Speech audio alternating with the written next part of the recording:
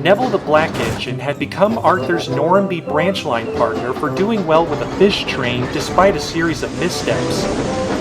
Before then, he was a shunter for Knapford Yards and a tester for new routes whenever any of its regular ones were away for something. But today, while Murdoch was in Knapford Sheds being prepared for work, Sir Topham Hatt came to see him. A new overpass line, west of the main line, is ready to be tested, he announced. Unfortunately, all the Knapford shunters are being mended, and Neville's busy at Normanby. Lazy old Dennis is the only engine left, so I'd like you to help him arrange a test train for him to take across the overpass. Yes, sir, said Murdoch, but he wasn't pleased with this. He didn't like the clamorous, crowded shunting yard. Neither did his driver, but they knew Dennis could be causing trouble. Preparations are through, big boy, said the driver. Let's go see how it's going. Murdoch arrived in the yard to find that it almost already happened.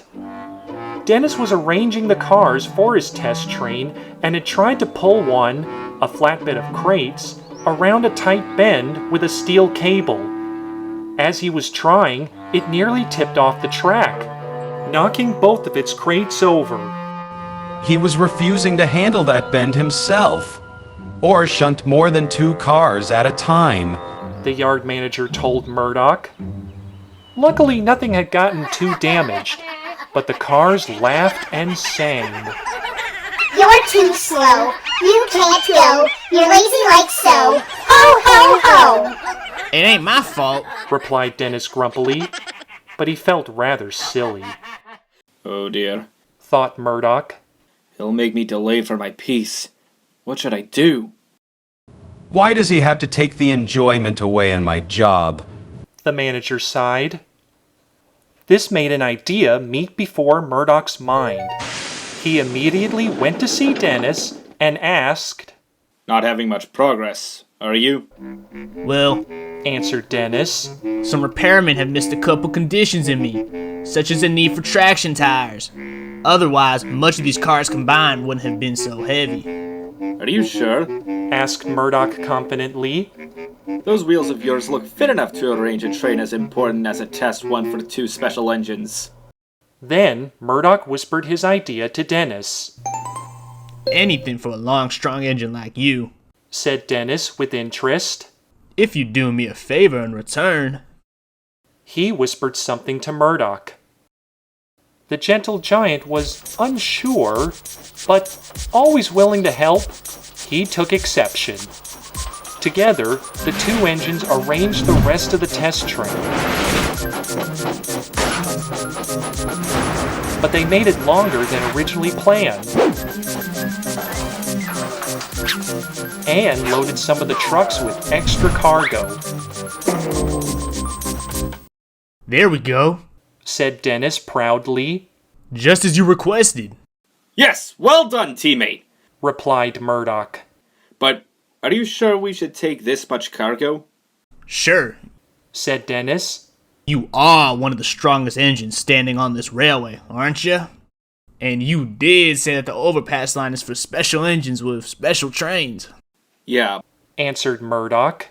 But this looks a little more for this plan. I guess my shunting was all for nothing, frowned Dennis. Murdoch quickly took back what he said. He took the head end, and Dennis took the tail end. They waited for the conductor, gave the long train a heave, and went slowly on their way.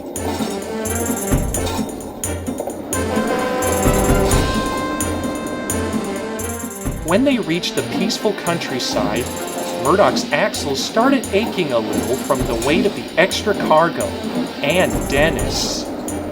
I think Murdoch could use a little boost, said Dennis's driver. He's got plenty of strength, snorted Dennis, enjoying the beautiful setting.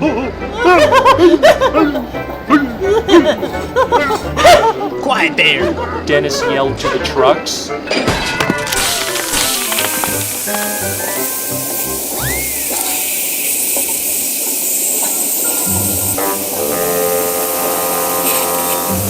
I know we can handle it. I must please Dennis. Puffed a red-faced Murdoch. Everything was okay until the track began to climb down. On! Faster! Faster! Shouted the trucks. Oh no you don't! Called Murdoch as he tried to bump the cars back. But soon, his brake blocks were hurting so much that somehow the big strong Murdoch couldn't hold the surging cars any longer. Dennis felt an abrupt jerk as everything picked up speed down the steep hill.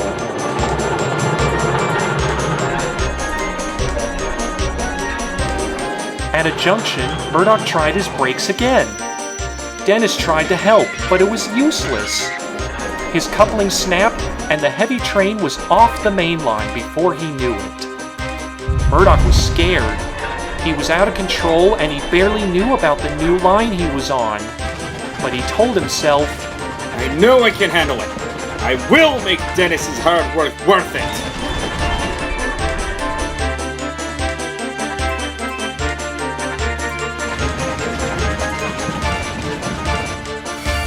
Murdoch tried one more time to slow down. It seemed like the troublesome trucks were surrendering. But without warning,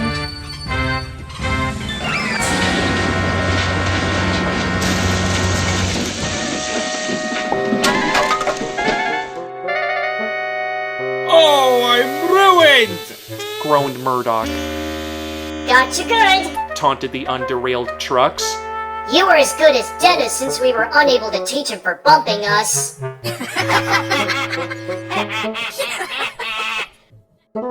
It took a long time for the breakdown crew to clear the crashed trucks on the single track line, and for the big heavy Murdoch to be transported by road to a more stable lifting place. When they made it to one, Sir Topham Hatt spoke up severely. Well, Murdoch, I heard you wanted to show Dennis a thing or two, and that's just what you did today. You've shown him how silly it is to take on an untested route that might not be ready for much trains. I'm sorry, sir. Said Murdoch. I just wanted him to be happy with his work. Well, I hope a long stay at the steamworks will teach you not to force against the schedule, continued Sir Topham Hatt. As for you, he boomed at the gray diesel engine, you've made the worst contribution to this trouble of all. You and Murdoch would have had better braking control if you hadn't overloaded those cars for the test train you were supposed to take yourself. Maybe then their brake pipes wouldn't have gotten so leaky from a cargo spillage.